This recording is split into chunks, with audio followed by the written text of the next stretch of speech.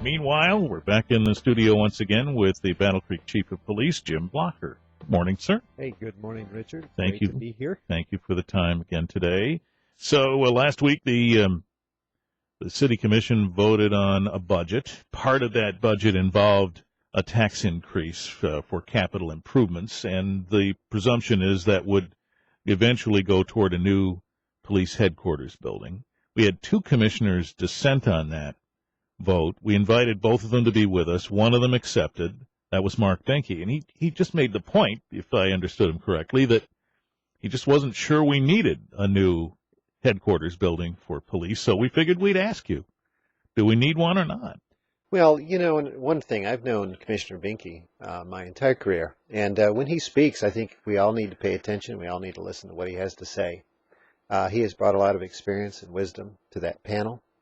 And so I don't know if it was so much, it was a commentary on whether we need one or not. I think his question was mostly framed around the timing of it and the concern about what is our economic condition and where are we going. And that is a shared concern, of course, by the entire commission. And really over the last 24 months, that has been woven into this theme of building a headquarters. If not now, when? And are these the most ideal conditions we've seen in the last 20 years? And if they are, again, building something new, there's always risk involved. No different than building a new home, personally. However, I think at least 7 of the 9 were clearly convinced that I think this is the best time to move forward on the project. We can certainly talk more. There's a lot of need. Why we need to build a new facility. And I look forward to getting into that here in a moment. One of the assertions that Commissioner Benke made was that he had even been told that the conditions might not be safe in the current headquarters building. Is that true in your view? You know, the building is certainly safe. I would not frame it in those words. Okay. The challenge is there are certain things that we know have to be done that are significant. And they're going to cost certainly over 6 figures to address them, from replacing filter systems and HVAC systems and roof systems, renewing the range downstairs, the indoor range facility that we have.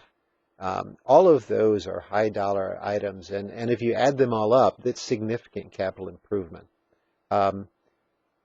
Right now, the building is working for us. We have kept that thing together. Here, certainly in the last 20 years.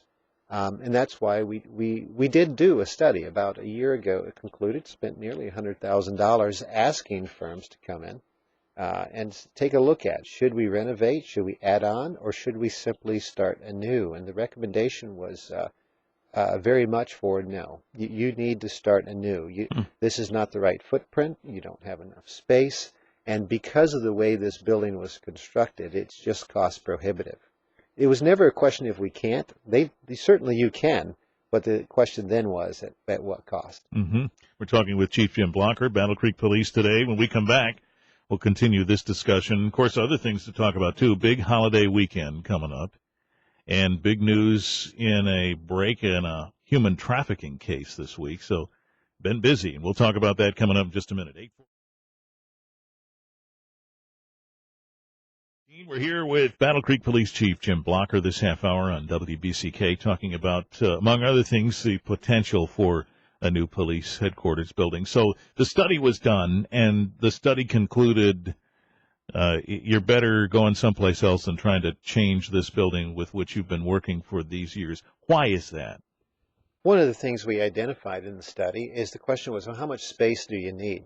You know, if you could look into the future and say, all right, what would work?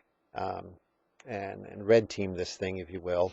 So we walked through all of the new approach in terms of how we operationalize our cases. An example would be, how is the new fusion center being integrated into the way we address incidents in our city?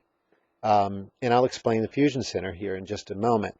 And if we did that, we then sat down and started drawing out with an architect, with an engineer person in the room. Yeah. And the staff did this. And really what it did is it revealed to us is that we needed about twice the size of the facility that we have now. Oh, my. And so that was the starting point. And so we went from everything that we possibly would want, and now it's been reduced considerably down to what we need and a little bit of what we want. But I think we're right about where we should be in terms of size and scope, and then future capability and expansion. You really have to look into the crystal ball and figure out how the future affects investigative work, I presume, and that can be tough, I'm guessing. Well, police work is always changing. Think of media, how media is changing rapidly. So is police work. Where we investigate, it used to be everything was in front of us. It was terrain-based, it was property-based, it was personnel-based. Now, like you, we're competing with the digital environment. Mm-hmm. And so that's changed completely how we address police work in many cases. Consider when our building was designed and built and now since utilized. We did not have servers. We did not have the internet. We did not have the storage capabilities that we have to have today and the technological advances that we have to have today. We didn't have a forensic lab. Those weren't really a part of police work to the extent that they are today. Mm-hmm. 30 years ago, 45 years ago, if you had mentioned the word mass spectrometer and having a biochemist in our building, most people would more than likely laugh at you, but today that is something that we have to have, and of course that takes a lot of space. Yeah. So with regard to the assertion about the timing and whether or not that's good here, I suppose a fair amount of that is rooted in the notion that property tax values are down and so on, and the city is reaching into its reserves to shore up the budget this time around and so on. But I presume that your viewpoint on that is when is good? Well, that's part of it. But, I think we need to look forward too, just as we look at the building. This city is incredibly poised and headed in the right direction. Look at our infrastructure. We have strong infrastructure. Our public works is just phenomenal. Our street systems, just any cardinal direction around this community, you'll notice that the city of Battle Creek streets are phenomenal. Our park system is wonderful. Our linear paths, our trails, Fort Custer, just outside the city limits, is phenomenal. Fort Custer Industrial Park and the work that BCU has done in that park alone is just phenomenal, world-renowned. I think our airport, for example, of which is going to be a highlight this weekend, right? It's just a phenomenal. We have the assets. We have everything we need. Now the big focus, of course, is infrastructure.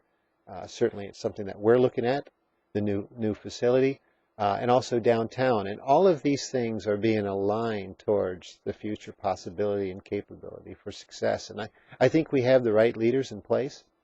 We have a strong city manager that's incredible. She is supported by an engaged commission. And the fact that we had Commissioner Binky in here concerned and talking about it, I think it's positive because they're all talking, they're all communicating, and we're working together.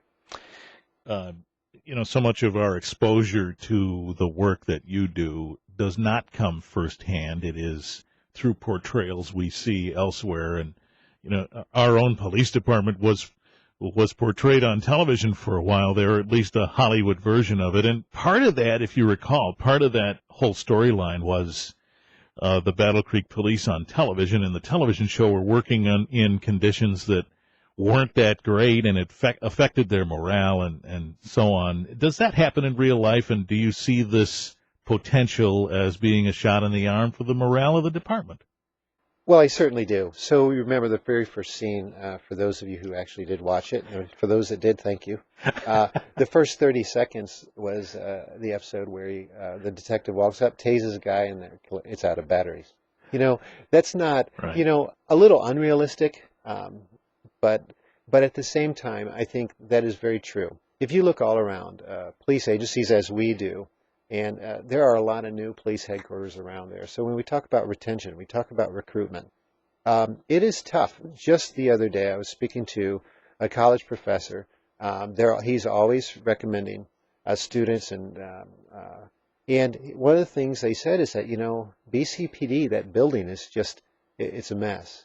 It's pretty unimpressive. It's draconian. It's dark. And if it's not welcoming to folks that are within the profession, how do you think citizens feel when they come in for the first time? Police departments today need to become victim advocacy centers. They need to look and feel a little more warm and welcoming and yet practical enough to where we can get done what we have to get done. Because there really is no other place for the victim to go. It's not going to happen in the neutrality of the courtrooms. It's got to happen in these police departments. And that's the new way forward. And you see that all around, from Plainwell to Holland to Grand Rapids, Kalamazoo, new facilities that show just that type of design feature in them. Chief Jim Blocker is here. We'll take a break and come back in just a second and talk a little bit about a big weekend here and a big week that it's been in law enforcement as well here in Battle Creek. Today we're here with the Chief of Police, Jim Blocker. So I guess one final thought on this whole building thing, and that is that would you presume then that the more educated we become about this, the more we begin to see the need, if we don't see it already? I think we're always going to continue to have communication, and certainly, as we move forward in this process, we're going to continue to talk about it more and more. And as people see it being built or developed or framed, we certainly, the community will be engaged in this process. I mean, there's been no shortage of engagement, from tours to virtual tours to community conversations to visiting all of our neighborhood planning, coordinating councils to commission workshops and then, of course, ongoing and continuous internal meetings between the city and our professionals that are helping us with this project. Lots of communication about it. Point of launch sometimes and that point of execution is intimidating, and certainly I see no need to pause moving forward, but that doesn't mean communication stops. All right. And, this week has been an active week with particularly with the announcement of a bust as it relates to human trafficking. And, we've talked about this issue before, that it's quite prevalent in almost anywhere now, but certainly here in our area with convenience to freeways and things like that. There was a bust this week. There was, and I think, again, it speaks to one of the most exciting aspects of this design that I know I'm really excited about personally and professionally, is that, years ago, people say, why are these things happening in Battle Creek? And it's not that they're not happening anywhere else. I think that we are starting to recognize, and we're not unique in, except that I think we've got some special programs that are being developed in this town, and one of them is that Fusion Center. An officer was able to give that center a tip. It was recognized. Suddenly, everybody in the room, we had folks from Department of Corrections in that room. We had folks from Social Services in that room. We had multiple detectives in that room. We had multiple analysts in that room. That's our Fusion Center. They look at that. They quickly analyze it. They recognized we had a problem and immediately went to work at multiple different levels, applying the full array and full spectrums of all of our support services, focused on this effort of, one, recognizing that we had juvenile ladies involved in human trafficking, and in less than 5 days we were able to identify and find all 3 victims, arrest 5 persons, and we're not even done with it yet. That's a phenomenal case in that amount of time for an agency of our size. And again, it's about getting in a room and having that facility to where we see ongoing and continuous success just like that. And that wouldn't have happened a few years ago unless we had had a center like this. Well, and Sheriff Saxon has talked about their new facility and the notion that it brings more people in the same room that may not have been in the same building previously, and thus it saves time in disseminating information and people getting their marching orders. He's absolutely right, which, by the way, I kind of miss not having the sheriff with me. He's normally here with me in the morning. Yeah. All right. Big weekend here in town, and that means fighter jets and things like that. Do you prepare for something like this event differently than any other? Well, this is a big event for us. It's always funny, our fiscal year begins July 1st, and right away we start with a lot of work and a lot of manpower assigned out to the airport. But it is a phenomenal event. It's exciting. This can't be a better weekend, I think, to fly balloons and watch an air show. The only thing I would say to the community, is one, it's going to be a lot louder this weekend than it normally is. Right. Clearly, we'd ask that people be careful in how much they drink and how often and what do they do with it after they're done drinking. And then fireworks, of course, 7 a.m. to midnight. Expect them. They're going to happen. The day before, the day of, and the day after is what the law says you can do on a national holiday. But I also want to point out it is phenomenally dry right now. And so extreme caution. We're just asking that folks recognize, and we don't know what the fire marshal may or may not do in the state of Michigan regarding fireworks, but I gotta tell you, I think there's a lot folks can do in terms of risk mitigation to prevent any type of fires from starting simply because it's dry. But more importantly, we want everybody to have a safe and fun holiday.